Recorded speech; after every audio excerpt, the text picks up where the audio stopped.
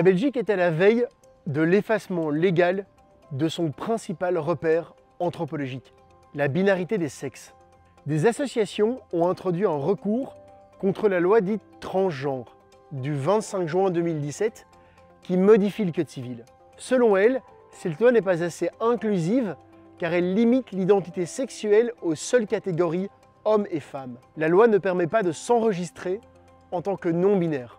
En 2019, la Cour constitutionnelle a fait droit à ce recours, a déclaré cette loi lacunaire et donc partiellement inconstitutionnelle sur le fondement du fait qu'elle violerait le principe d'égalité et le droit à l'autodétermination. La Cour suggère aux législateurs de remédier à cela en supprimant l'enregistrement du sexe comme élément de l'état civil d'une personne. Pratiquement, cela signifie que toutes les apparitions du mot sexe, ce mot qui renvoie toujours à l'anatomie, donc seulement à la femme et à l'homme, seraient purement et simplement supprimées du Code civil et puis de toutes les autres lois belges. Sur notre carte d'identité belge, le sexe masculin et féminin est mentionné en haut à droite. Actuellement, il y a une lettre M ou F, mais demain, cette mention disparaîtra. Et par exemple, en ce qui me concerne, je ne serai plus légalement un homme aux yeux de l'État.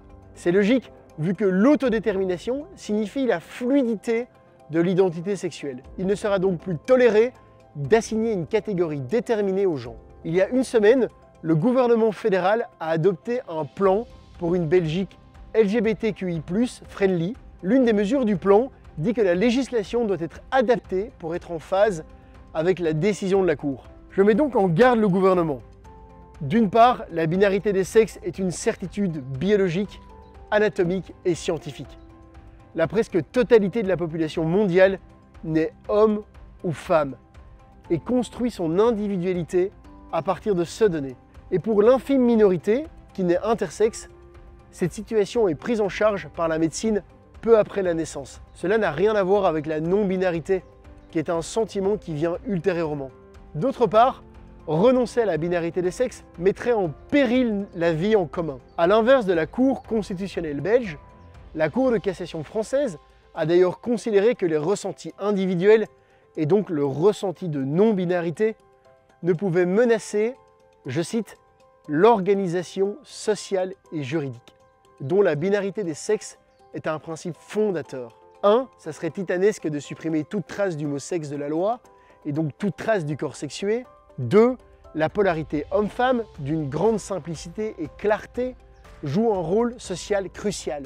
La reconnaissance instantanée et visuelle des deux sexes facilite la survenance de l'échange entre les êtres et donc civilise une société. Le bonjour madame, bonjour monsieur débute l'échange et permet la discussion. On dénombre des dizaines et des dizaines de genres.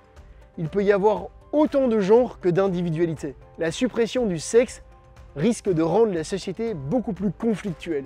Enfin, une relation saine entre les deux sexes ne va pas de soi. On le voit aujourd'hui avec le traitement des femmes en Afghanistan. En Europe, on a mis des siècles à polir cette relation, à la perfectionner, pour la rendre la plus égalitaire, la plus agréable et la plus harmonieuse possible. Cela serait détruire des siècles d'efforts. Jamais, dans toute l'histoire de l'humanité civilisée, un gouvernement n'a renoncé à la binarité des sexes. Il n'y a aucune urgence. Des arrêts de la Cour constitutionnelle ont parfois attendu 20 ans avant d'être appliqués, et certains ne l'ont jamais été. J'appelle les 7 partis du gouvernement De Croo à débattre de cette question décisive pour l'avenir de notre vie en commun, et que le débat public se saisisse de cet enjeu.